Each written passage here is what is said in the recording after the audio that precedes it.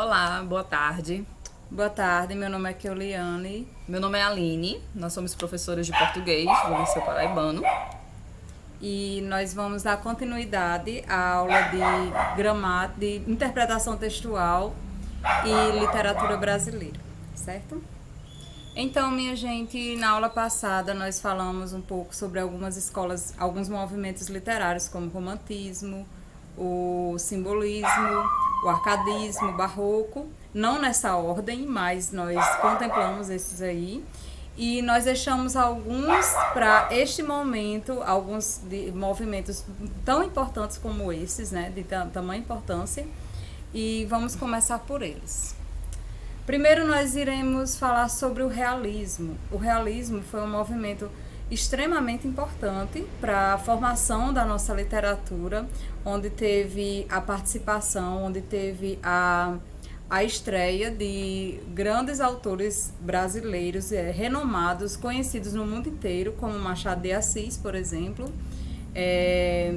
como Raul Pompeia, entre outros. Então, para a gente poder caracterizar o realismo em uma obra, para poder reconhecer o realismo em qualquer obra, nós temos que olhar com atenção as características. Então, a primeira característica que nós vamos apontar é uma reação ao romantismo. Na aula passada, a gente viu que o romantismo era um movimento literário que priorizava muito as emoções em detrimento da razão.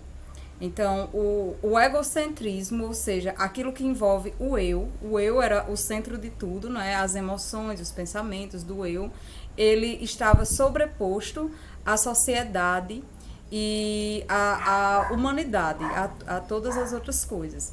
No realismo, veio como um movimento contrário, oposto a isso, né? Quer falar alguma coisa? Não. Um movimento oposto a isso. Então, enquanto o romantismo ele vinha para dizer que temos que privilegiar a razão, o que está no centro, existe até uma frase de um texto de Goethe em Os Sofrimentos do Jovem Werther, em que ele começa um capítulo dizendo: o universo conspira contra mim.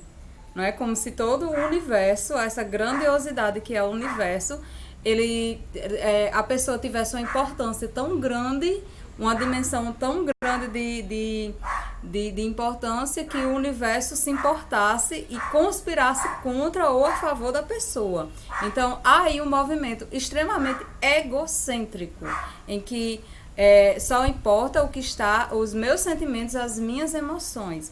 Os românticos, eles diziam que é muito melhor viver embriagado de emoção do que viver sóbrio pela razão, sem as emoções, porque o que nos torna humanos, o que nos caracteriza como pessoas, não é? São as nossas emoções, é o que é nosso. A outra pessoa não pode experimentar algo que ocorre dentro de você.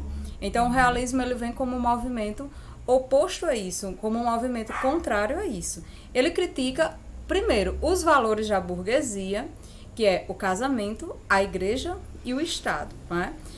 Nas obras românticas, as histórias de amor, as mocinhas, elas suspiram por um casamento, não é? E os protagonistas também, masculinos, também suspiram pelo casamento para viver uma história de amor, como se o casamento fosse o fim da felicidade. Como se fosse assim, o início, na verdade não é o fim da felicidade, mas o início da felicidade. Você só é feliz se você viver com a pessoa que você ama. E já no realismo, a história começa no casamento, a felicidade começa no casamento e ela acaba, não é? A vida começa no casamento e termina no adultério, e termina nas decepções, porque não é bem o casamento que não é a vida a dois que traz a felicidade para o indivíduo, não é? Então, nós vamos ver narrativas muito mais cruas, muito mais racionais, não é? Nós temos um exemplo que eu gosto muito de citar, o Alienista, de Machado de Assis, em que o protagonista, Simão Bacamarte, para procurar uma esposa, ele não escolhe aquela por quem ele se apaixona. Ele escolhe aquela que tem características genéticas e tem uma posição social que seria mais conveniente para ele, não é? Ele era um médico, ele era um alienista, né? Um médico de alienados e loucos, e ele procura uma mulher que preenchesse os requisitos dele, não havia envolvimento de emoção. Machado de Assis, ele tem duas fases, ele começou uma fase com um pé no romantismo e depois ele introduziu o realismo para o Brasil, mas nem no romantismo Machado de Assis foi romântico, porque no romance dele A Mão e a Luva, a personagem, a protagonista, Guiomar, ela tem 3 pretendentes e ela não escolhe o pretendente pensando que ela está apaixonada, eu estou apaixonada por ele. Não, ela procura aquele pretendente que preenche os requisitos dela, aquele que tem mais coisas em comum com ela, aquele que ela gosta de conversar. Ela não é apaixonada, mas ela faz essa escolha fria, racional. Por isso que eu digo, gente, até no romantismo, no movimento romântico, Machado, ele tem um pé, ele foi introduzindo aos pouquinhos o realismo no Brasil, e ele chegou e trouxe de vez esse movimento assim que proliferou como uma praga mesmo, num bom sentido, com Memórias Póstumas de Brás Cubas. Segundo a igreja no romantismo, a religiosidade no romantismo era uma fuga. No romantismo há também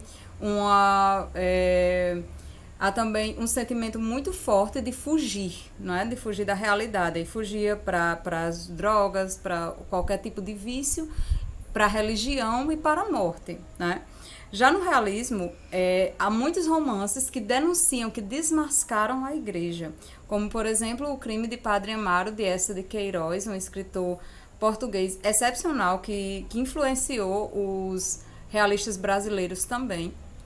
E o Estado, o governo, né, minha gente, quem conduz, quem rege a nação, quem rege o Estado. Então, o realismo, a missão do realismo era denunciar a realidade. Enquanto o romantismo ele escondia, enquanto o romantismo, de certa forma, ele floreava a realidade, ele maquiava. O romantismo, o realismo, ele removia aquela maquiagem, ele tirava as máscaras e mostrava para a sociedade, dizer, olha, a sociedade é desse jeito. Um exemplo muito bom é o livro que marcou o realismo no mundo, que foi Madame Bovary, de Gustave Flaubert. Por que esse livro foi tão polêmico a ponto de ser levado a tribunal, na primeira página do livro, o escritor está agradecendo ao seu advogado por ter por ter conseguido absolver o livro. Qual foi a importância desse livro? Por que ele foi tão polêmico assim?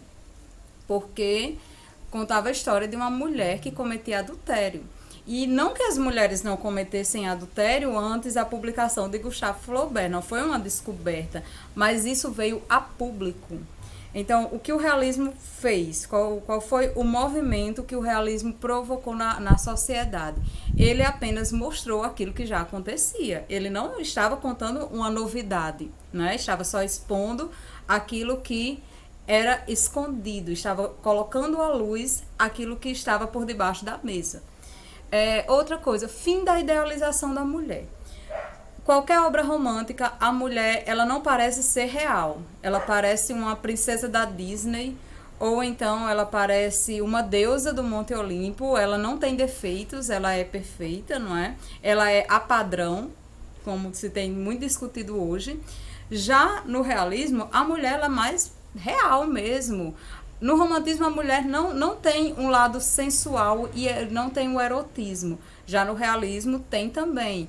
No romantismo, a mulher é quase divinizada, é um angelical. No realismo, ela é humana. Principalmente no naturalismo, ela é animal. É uma mulher humana de verdade.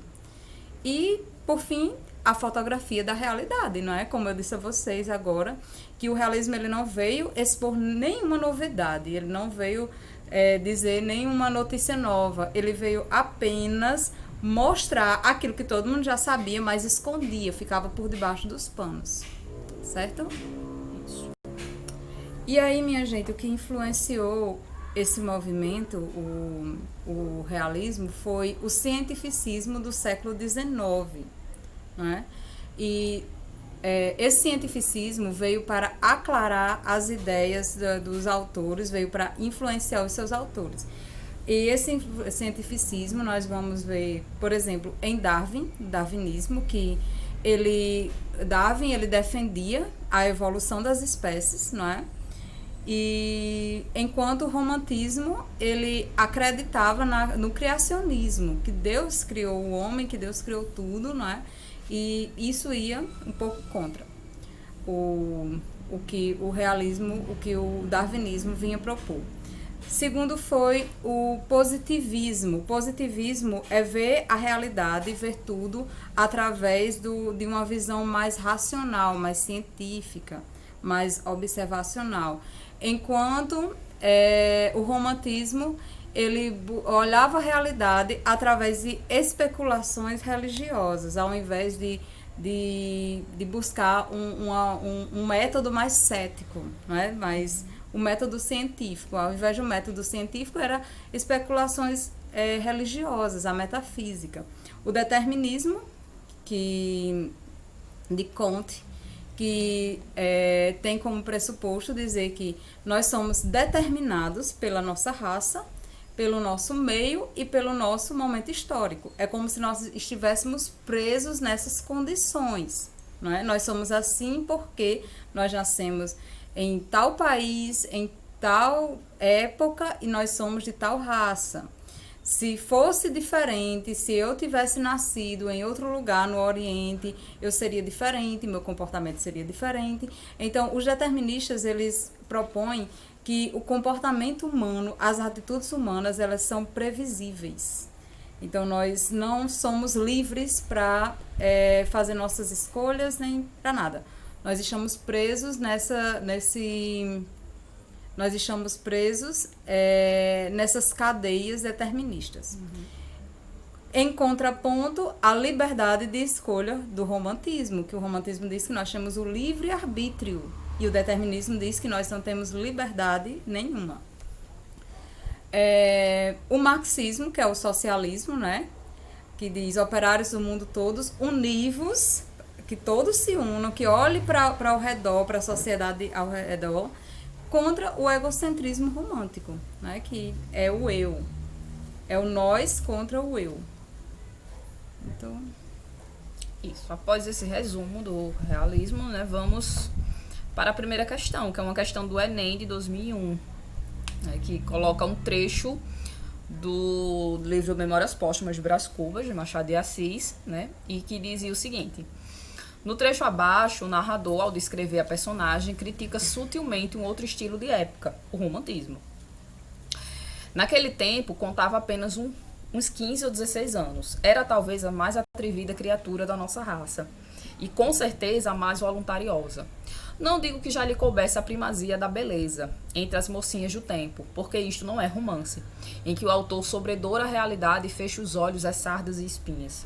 Mas também não digo que lhe maculasse o rosto nenhuma sarda ou espinha, não. Era bonita, fresca, saía das mãos da natureza, cheia daquele feitiço, precário e eterno, que o indivíduo passa a outro indivíduo para os fins secretos da criação. E a questão vai perguntar: a frase do texto em que se percebe a crítica do narrador ao romantismo está transcrita na alternativa. Letra A, o autor sobredoura a realidade e fecha os olhos às sardas e espinhas. Letra B, era talvez a mais atrevida criatura da nossa raça. Letra C, era bonita, fresca, saía das mãos da natureza, cheia daquele feitiço precário e eterno. Letra D, naquele tempo contava apenas uns 15 ou 16 anos. Ou letra E, o alternativo passa a outro indivíduo, o indivíduo passa a outro indivíduo para os fins secretos da criação. Então a gente percebe que a alternativa que o autor critica, o romantismo, é a alternativa A. Né? O autor sobredoura a realidade e fecha os olhos a sardas e espinhas. Não, porque o autor realista, ele enxerga, né, a mulher como ela é.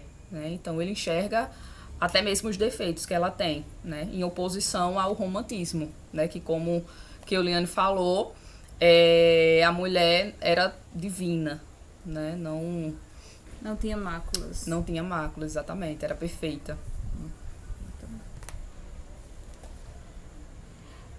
Outra questão. Qual é a outra questão? Pode ser. Próxima questão é a questão da FUVEST. Né? Diz assim: naquela terra encharcada e fumegante, naquela umidade quente e lodosa, começou a minhocar e efesvilhar. Acresceu o mundo, uma coisa viva, uma geração que parecia brotar espontânea, ali mesmo, daquele lameiro, a multiplicar-se como lavas no esterco.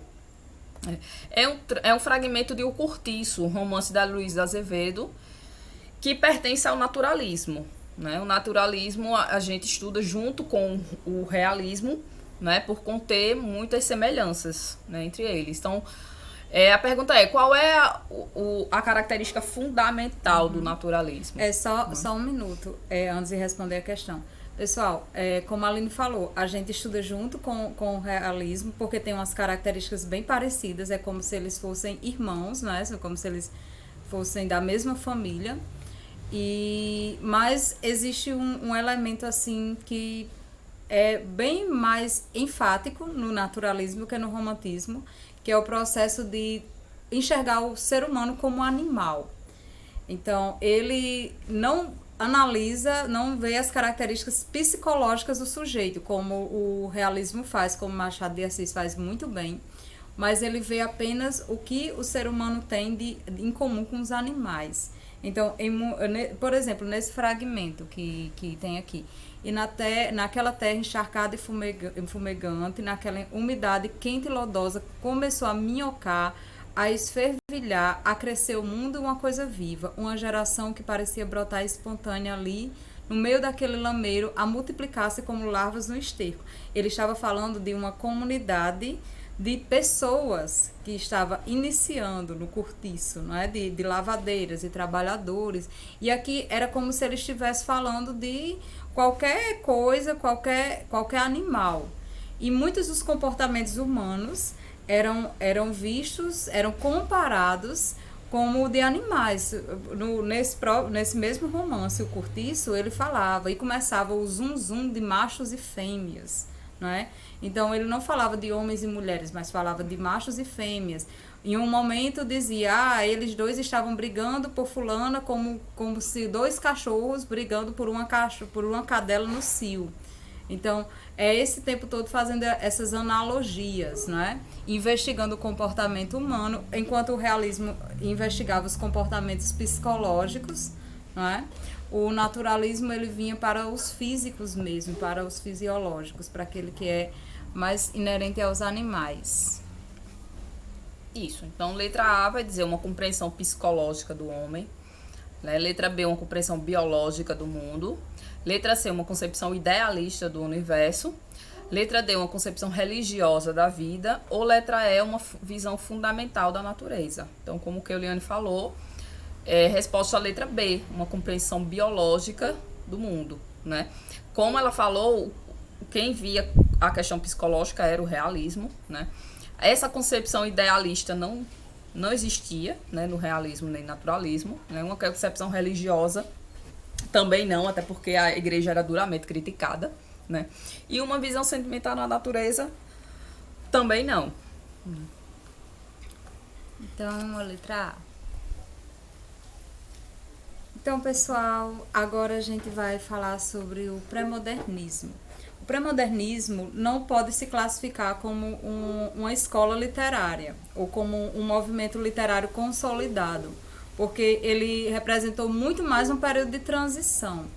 E nesses períodos de transição ainda há remanescentes de escolas passadas e movimentos passados, mas ele dá à luz, não é? Ele mostra, ele apresenta o que tem por vir, não é? Tem aquela coisa de meio de vanguarda, mas ainda está muito preso ao passado. Porém, algumas ações, algumas atitudes desses autores que eles foram muito importantes para o movimento que estava por vir, não é? Que é o modernismo, já que o pré-modernismo é uma introdução do modernismo. Foi necessário passar por esse período para o modernismo ele vir à tona. Isso. Que foi o rompimento com o academicismo antes, até o século XIX, até antes do pré-modernismo, só era válido como literatura, só era válido como aquilo que poderia estar no cânone literário, os autores que escrevessem de uma forma mais erudita, de uma forma mais rebuscada, como, por exemplo, José de Alencar. Com certeza, vocês já no segundo ano, vocês já leram algum trecho, alguma coisa de José de Alencar, em especial, não é, no texto de Iracema, e ver como aquela linguagem o preciosismo daquela linguagem, não é, como é rebuscado. E só para lembrar, que eu lembro que ele começa em 1902 e termina em 1922, tá? Então dura mais ou menos cerca de 20 anos esse período. Sim. Então, há esse rompimento. Por que há esse rompimento? Porque começou a pensar nos muitos Brasis. O nosso país é um país de dimensão continental. Então, é como se tivessem vários países no Brasil. Então, há um termo que é muito usado no pré-modernismo, que são os Brasis, o Brasil no plural. Principalmente os sertões de Euclides da Cunha, né? Que é quando ele vai fazer esse paralelo entre o Brasil do litoral, né? E o Brasil do sertão, né? Que é um Brasil mais... menos tecnológico, mais atrasado, né? Em contraponto com o Brasil que é visto no litoral. Ele faz muito mesmo esses paralelos. E muitos autores que, por exemplo, Lima Barreto, Graça Aranha, não é? Eles fizeram esse movimento de tentar mostrar o Brasil até o Brasil mais marginalizado mesmo, porque antes era visto o Brasil burguês, o Brasil mais nobre, não é? O Brasil da nobreza. Então eles trouxeram à tona esses Brasis, esses representantes desses muitos Brasis que tem no nosso território. A inspiração naturalista, o nacionalismo e regionalismo, como eu falei para vocês, o sincretismo estético, que era a mistura de vários movimentos estéticos, o parnasianismo, o simbolismo, o romantismo, o realismo. Então foi como se juntasse tudo em um caldeirão, não é? E a renovação artística, como foi dito no primeiro ponto, que era o rompimento com o academicismo. Então, houve uma nova roupagem da arte, que aquilo que era considerado arte era apenas aquilo que era erudito, aquilo que era preso, né? Como se só fosse considerado clássico, canônico, se fosse dessa forma. Então, eles vieram para romper com isso, dizer que arte é sinônimo de liberdade. A linguagem mais coloquial. A denúncia social, nós vimos que tinha a denúncia social no realismo, no naturalismo, porém, aqui é de uma forma mais escancarada. É como se exigisse que fizesse alguma coisa, não é? Que tivesse algum movimento. E eu sugiro que vocês leiam o livro Clara dos Anjos de Lima Barreto, que é uma denúncia muito forte em relação à vulnerabilidade de mulheres negras. Mulheres negras que moram em periferia, nas mãos de homens brancos, não é? Então, é uma dica muito boa de leitura. Temas históricos e cotidianos, né? Então, eu lembro muito bem dos romances, dos livros clássicos, como a Ilíada, a Odisseia, enfim, que falava só sobre reis, sobre nobres, sobre Deus, enquanto trouxeram para o protagonismo histórias do cotidiano, histórias comuns. Não grandes acontecimentos, mas pequenos acontecimentos que ocorrem todos os dias, que é o trivial. E contemporaneidade, né? Sem muito saudosismo, sem muito passado. Mas lembrando, minha gente, isso aqui são algumas características. Tem obras que não têm todas essas características. Né? Por exemplo, no mesmo movimento que no mesmo movimento que está inserido Euclides da Cunha, que fala sobre os sertões, Lima Barreto, que traz essa forte denúncia social, está também Augusto dos Anjos. Augusto dos Anjos, que destoa de todas essas características aí, certo? E vamos falar de Augusto dos Anjos. Por que vamos falar dele? Porque eu acho que Augusto, além de ser uma honra ele ser paraibano, não é? Ser nosso conterrâneo, ter estudado na mesma instituição que a gente estuda, que a gente trabalha, enfim. Mas não é só por isso, não é por isso que ele merece o mérito. Augusto dos Anjos, ele é um escritor extremamente original. Ele não consegue se enquadrar em nenhuma caixinha. Então, colocaram ele como pré-modernista por puro formalismo, por pura formalidade. É uma questão cronológica, né? Também da época que ele viveu. Sim, uma questão cronológica e uma questão de ter onde colocar. Mas tem livros de língua portuguesa que Augusto dos Anjos é isolado. Um exemplo, o livro de Bose, ele é isolado. É um livro de referência para estudos de literatura. Ele é isolado, ele não está em nenhum movimento porque ele destoa de tudo. Então, a poesia dele, alguns dizem que é simbolista, alguns falam que... Mas ele não chega a esse misticismo simbolista, não é? A essa busca por algo, não. Muito pelo contrário, ele tem um tom muito desesperado, muito descrente, muito cético, na verdade, muito cético para ser simbolista. Falam do parnasianismo por ele ter uma linguagem muito rica, muito preciosa, os arranjos são excepcionais. Porém, os temas dele têm um conteúdo muito mais profundo do que a superficialidade parnasiana.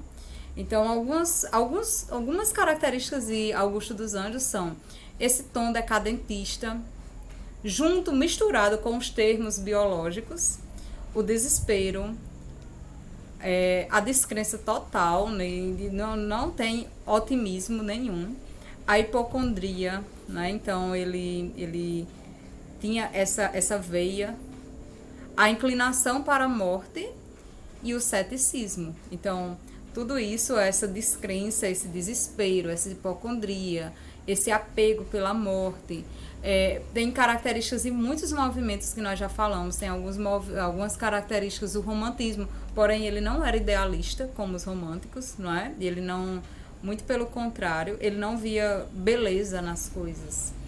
Então, era um pouco macabra a poesia de Augusto.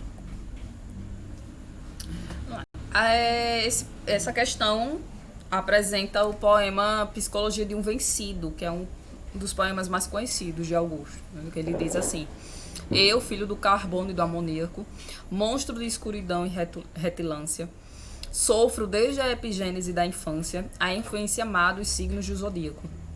Profundissimamente hipocondríaco, este ambiente me causa repugnância. Sobe à minha boca uma ânsia análoga à ânsia, que se escapa da boca de um cardíaco.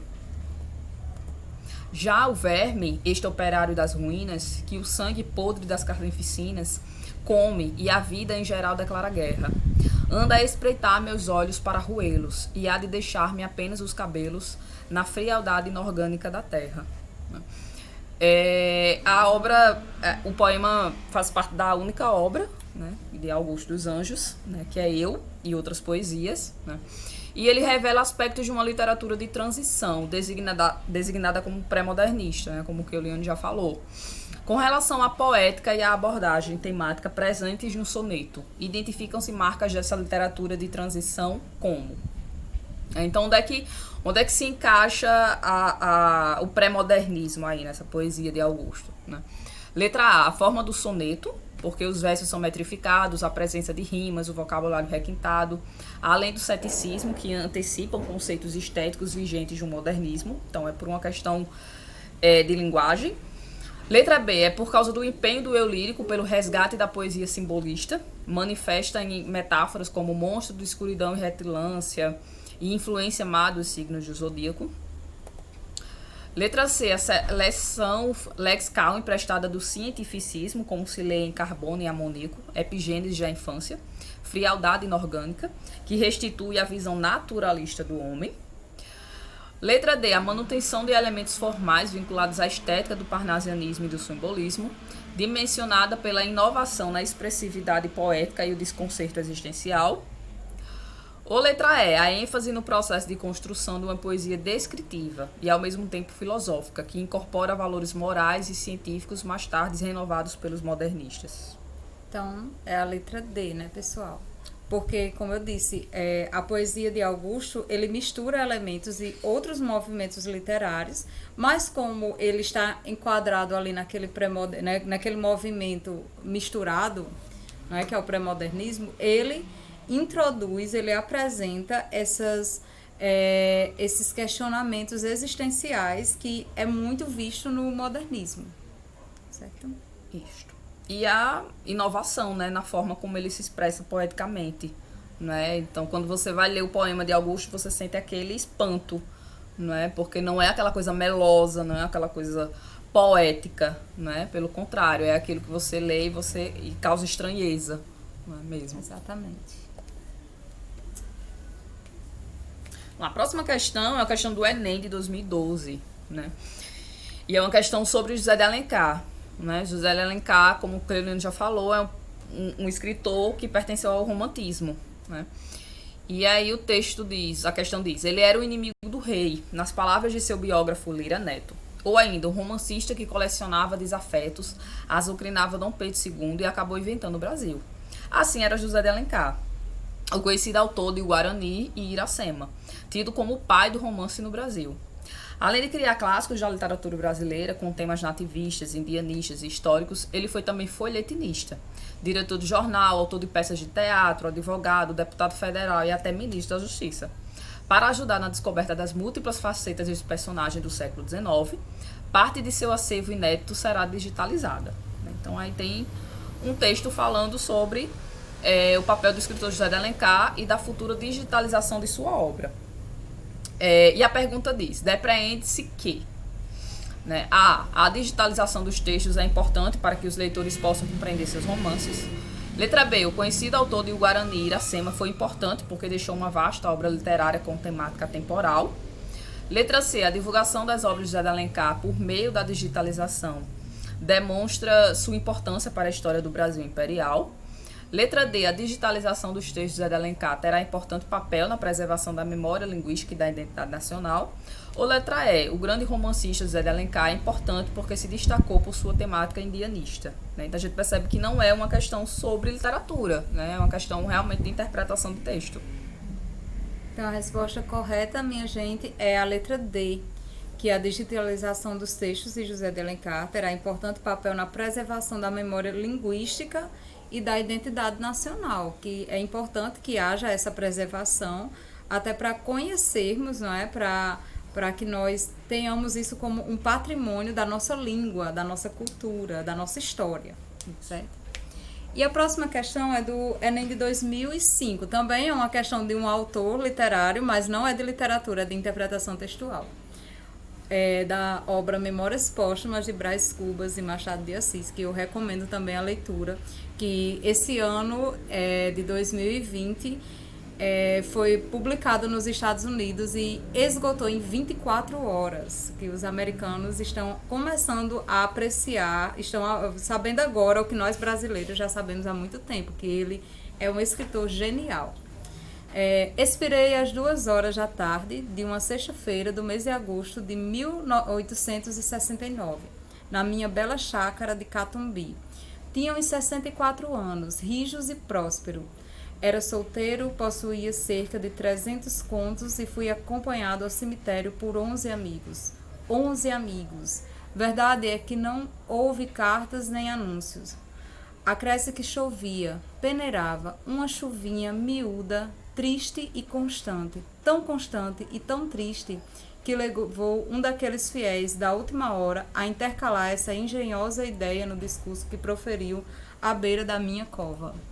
Vós que conhecestes, meus senhores, vós que podeis dizer comigo que a natureza parece estar chorando a perda irreparável de um dos mais belos caracteres que tem honrado a humanidade. Este ar sombrio, estas gotas no céu, aquelas chuvas escuras que cobrem o azul como um crepe funéreo, tudo isso é a dor crua e má que lhe dói a natureza, as mais íntimas entranhas. Tudo isso é um sublime louvor ao nosso ilustre finado. Lindo, né, gente? E aqui tem uma pintura de Portinari, que é um texto de uma linguagem não verbal. E a questão é, compare o texto de Machado de Assis com a ilustração de Portinari. Voltando à ilustração de Portinari, certo? Vamos lá. Letra A. É correto afirmar que a ilustração do pintor apresenta detalhes ausentes na cena descrita no texto verbal, retrata fielmente a cena descrita por Machado de Assis, distorce a cena descrita no romance, expressa um sentimento inadequado à situação ou contraria o que descreve Machado de Assis. Vamos lá, de baixo para cima. Primeiro, que não contraria o que Machado de Assis escreve, né? Então, aqui estão pessoas, poucas pessoas, uma pessoa discursando e está chovendo. E no funeral. Expressa um sentimento inadequado. Expressa? Não expressa. Distorce a cena do romance? Também não distorce. Retrata fielmente a cena descrita, estamos aqui entre essas duas alternativas. Se retrata fielmente, não é? É como se ele tivesse feito aquela obra a partir da imagem proposta por Machado, ou se ele apresenta alguns detalhes ausentes na cena escrita por Machado de Assis. Então, minha gente, no texto dizia que a chuva era bem fininha, que peneirava, e aqui está uma chuva torrencial. Aqui há muita água. Então, a resposta certa é a letra A, que apresenta detalhes ausentes na cena descrita do texto verbal. Então, pessoal, essa foi a nossa aula. Espero que tenham gostado. Até a próxima. Tchau.